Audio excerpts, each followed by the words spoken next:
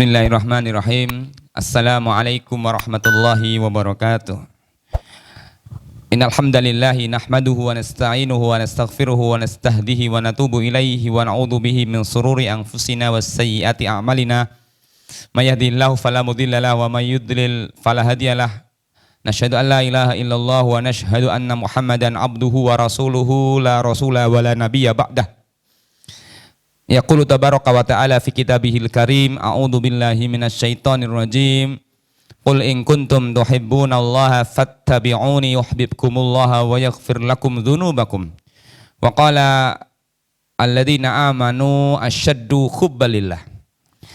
Wa qala alaihi salatu wassalamu fi hadisihi awsaqu ural iman al-hubbu fillah wal bughdu fillah. Au kama qala alaihi salatu wassalam, Allahumma la sahla illa ma ja'altahu sahla wa anta taj'alul hazana idza syi'ta sahla. Jamaah kaum muslimin rahimakumullah. Kali ini adalah episode yang ke-22 dari kajian Tazkiyatun Nafs, masih berkaitan dengan pembahasan tentang kitab Mukhtasar Minhajul Qasidin, yang pada pertemuan episode kali ini sampai ke bagian yang keempat, ar-rubul akhir dari seperempat yang terakhir dari bagian kitab ini, di mana Imam Ibnu Qudamah Al-Maqdisi membagi kitab ini menjadi 4 bagian.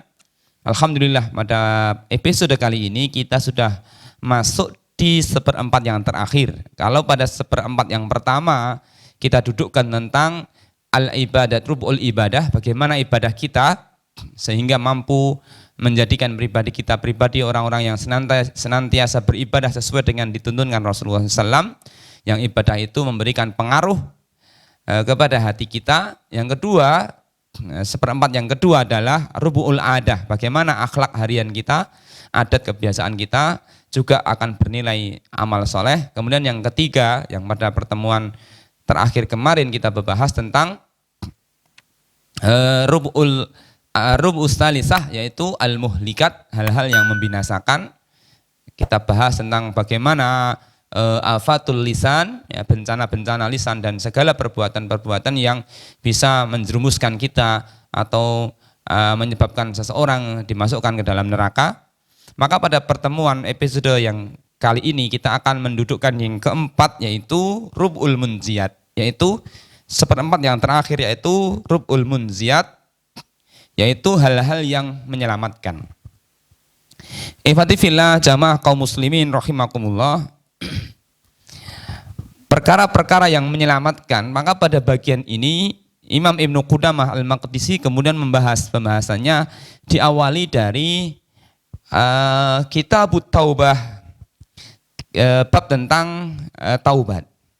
Jamaah kaum muslimin rahimakumullah, sebagaimana umumnya pembahasan tentang taubat di banyak kitab, kita bisa mendapatkan pembahasan yang selalu dilihat dari hubungan antara seorang hamba dengan Rabbnya, hubungan seorang hamba kepada Allah SWT. Tetapi kita mendapatkan sisi pembahasan yang berbeda dari kitab ini, di mana Imam Ibnu Qudamah di sini mendudukkan pembahasan ini dengan cara yang lain.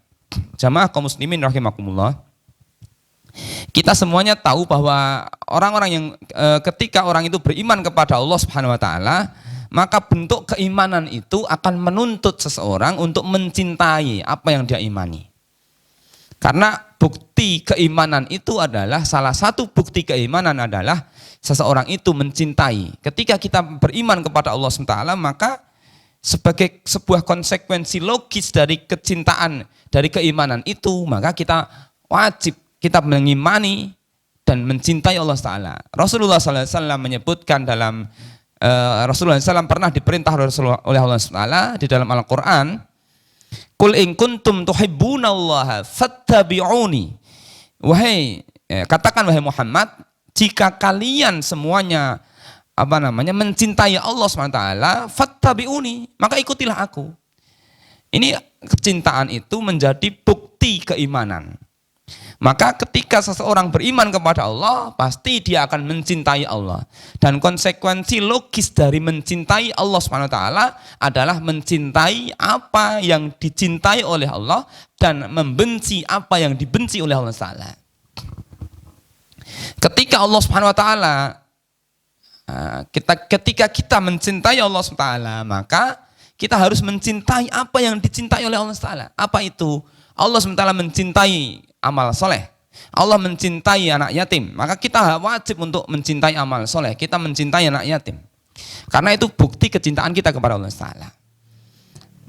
Kemudian bukti kecintaan itu juga bisa diwujudkan bahwa kita membenci apa yang dibenci oleh Allah Ta'ala. Allah benci kemaksiatan. Maka kita harus wajib membenci kemaksiatan. Allah menjadikan setan sebagai musuh, maka kita pun wajib menjadikan setan sebagai musuh ketika kita ingin benar kecintaan kita kepada Allah SWT. Ini yang pertama, bahwa hubungan antara hamba dengan Allah SWT, hubungan antara orang yang beriman dengan yang diimani, itu adalah hubungan antara sesuatu yang dicintai. Orang yang mencintai dengan sesuatu yang dicintai. Kemudian yang kedua, bahwa hubungan kecintaan itu menunjukkan bahwa ada hubungan yang sangat erat antara orang yang mencintai dengan zat yang dicintai. Pasti akan ada hubungan yang erat. Akan selalu terhubung, terkoneksi terus antara seorang yang beriman kepada Allah Ta'ala dengan Allah Ta'ala. Maka Allah Ta'ala perintahkan kita untuk melaksanakan sholat sehari semalam 5 waktu. Untuk selalu memperbarui cinta kita kepada Allah. Untuk selalu menguatkan cinta kita kepada Allah SWT.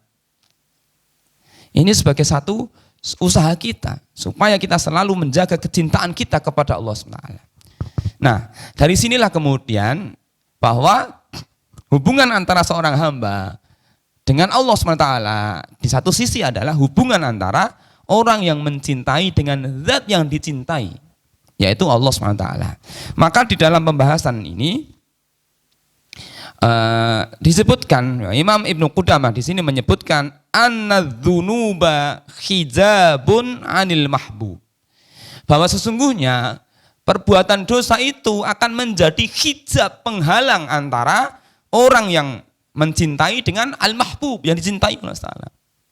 Ketika Allah Subhanahu wa taala membenci perbuatan dosa, maka ketika kita membuat perbuatan dosa, kita berbuat maksiat, kita berbuat dosa, maka pada saat itu sedikit demi sedikit kita akan membuat hijab antara kita dengan Allah Ta'ala. Semakin banyak perbuatan dosa itu kita kerjakan, maka semakin terhalang antara kita dengan Allah SWT.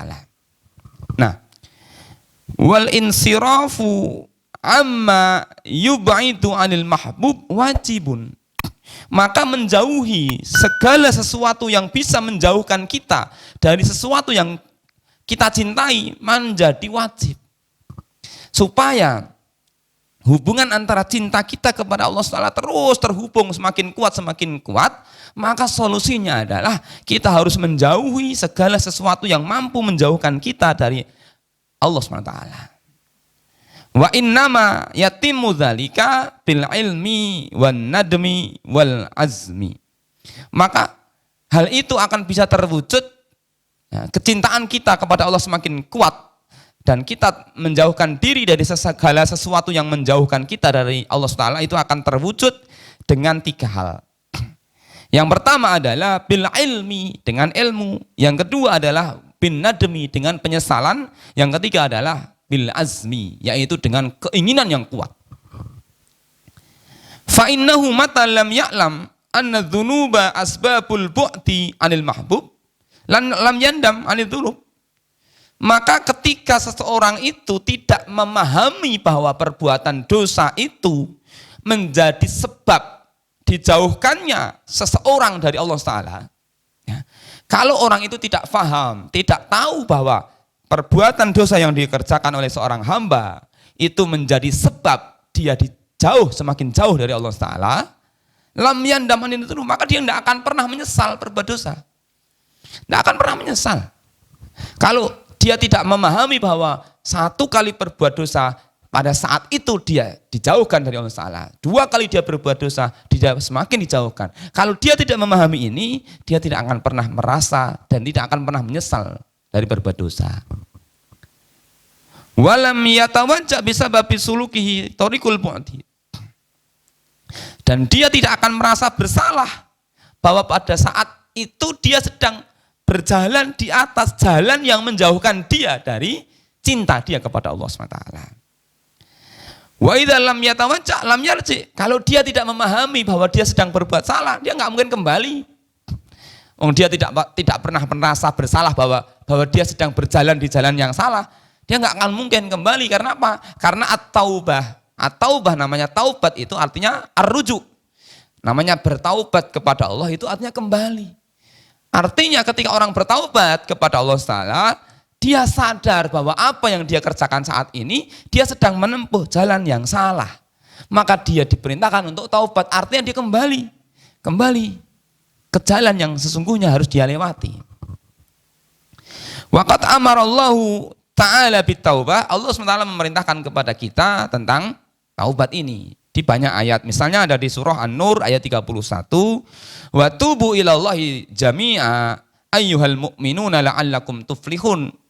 Dan bertaubatlah kalian kepada Allah, wahai orang-orang yang beriman semuanya, la'allakum tuflihun, supaya kalian itu selamat, supaya kalian itu jaya, supaya kalian itu baik, supaya kalian termasuk orang-orang yang beruntung. Jadi kalau kita ingin termasuk bagian dari orang-orang yang beruntung, maka Allah SWT menyebutkan wa tubu ilallah, maka bertaubatlah kalian kepada Allah SWT.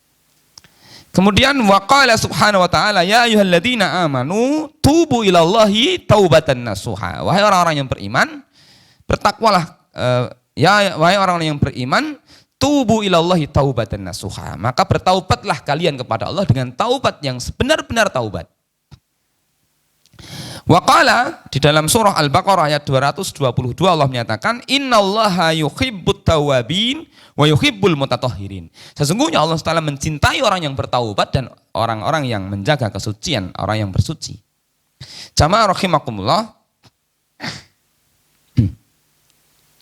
Saking pentingnya bertaubat kepada Allah Ta'ala itu, maka Rasulullah SAW menyatakan dalam hadis yang diriwayatkan oleh Imam Muslim, Rasulullah SAW menyatakan, ayyuhan nas, wahai manusia, tubu ila rabbikum, bertaubatlah kalian kepada Rabb kalian. Fa inni atubu ilallahi fil yaumi mi'ata marrah. Karena sesungguhnya aku bertaubat kepada Allah Ta'ala dalam sehari semalam itu 100 kali. Jamaah kaum muslimin rahimakumullah. Kadang-kadang ada di dalam persepsi kita ini bahwa orang yang bertaubat itu harus berbuat salah dulu. Saya merasa tidak berdosa kok saya suruh bertaubat. Jamaah kaum muslimin rahimakumullah. Kita tahu bahwa Rasulullah SAW adalah orang yang paling mulia dan orang yang terjaga dari kesalahan. Rasulullah itu adalah maksum, terjaga dari perbuatan dosa. Rasulullah jelas dijamin dan terbebas dari perbuatan dosa. Toh demikian Rasulullah SAW tetap bertaubat kepada Allah sehari semalam 100 kali. Berapa banyak saudara-saudara kita, dan mungkin kita juga termasuk diantaranya, malas untuk bertaubat kepada Allah. Karena masih ada di antara kita yang punya persepsi bahwa namanya bertaubat itu ya kalau orang itu berbuat salah. Maka ketika orang itu tidak merasa berbuat salah, dia tidak pernah bertaubat, tidak pernah meminta ampun kepada Allah Subhanahu wa taala.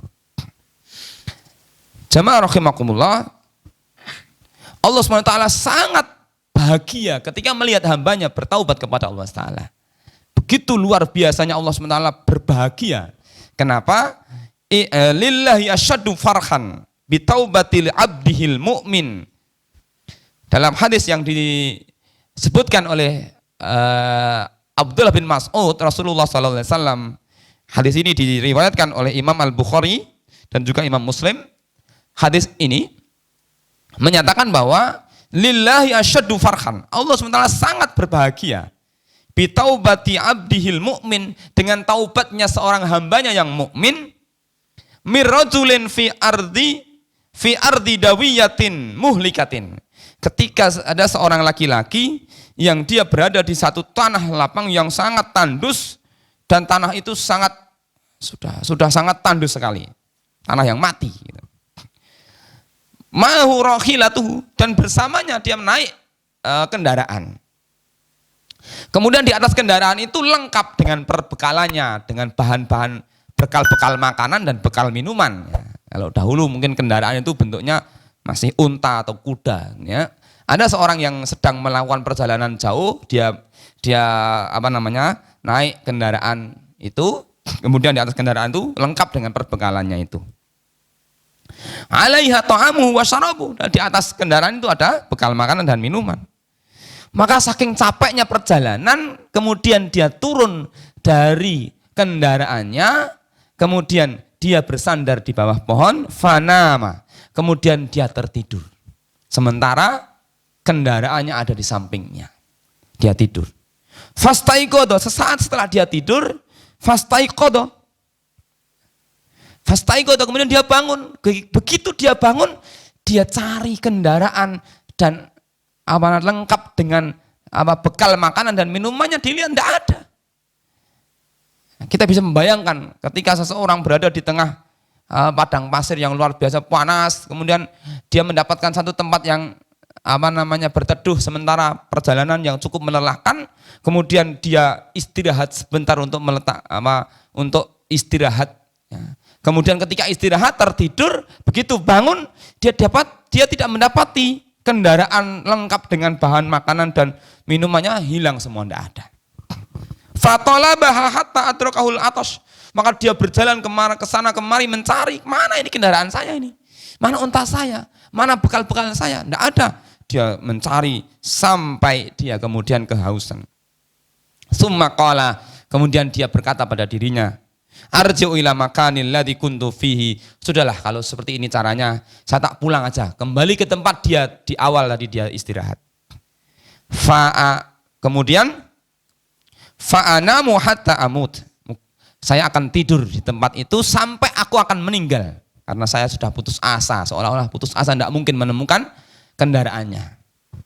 Maka kemudian fawadha'a ra'sahu ala sa'idihi, kemudian dia menyandarkan kepalanya di atas bahunya, di atas pundaknya. Maka kemudian liyamuta, semoga saya nanti akan mati dengan sebab seperti ini. Nah, fastaiqadha, kemudian setelah dia tertidur pulas saking capeknya, kemudian dia pun bangun dari tidurnya itu, wa indahu rakhilatu, dan kendaraannya lengkap dengan bekal makanan dan minumnya ada di sampingnya.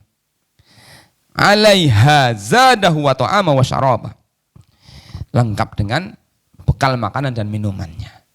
Kita bisa membayangkan alangkah bahagianya orang yang kehilangan bekal tadi, kemudian dia mencari ke sana kemari tidak ada, kemudian dia sudah putus asa mencarinya, kemudian dia kembali dan tertidur, sudah putus asa ingin mati, tapi toh kemudian ketika dia tertidur dan bangun, dia mendapatkan apa yang dia cari, ada di sampingnya, lengkap, tidak berkurang sedikit pun.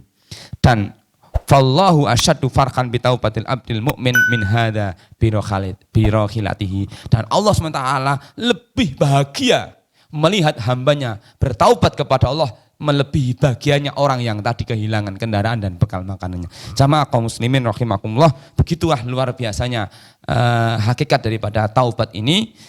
Maka menjadi penting bagi kita untuk mengikuti apa yang disampaikan oleh Rasulullah SAW. Rasulullah SAW bertaubat dalam sehari semalam minimal 100 kali. Sekarang berapa kali kita meminta kepada Allah untuk bertaubat kepada Allah dalam sehari semalam?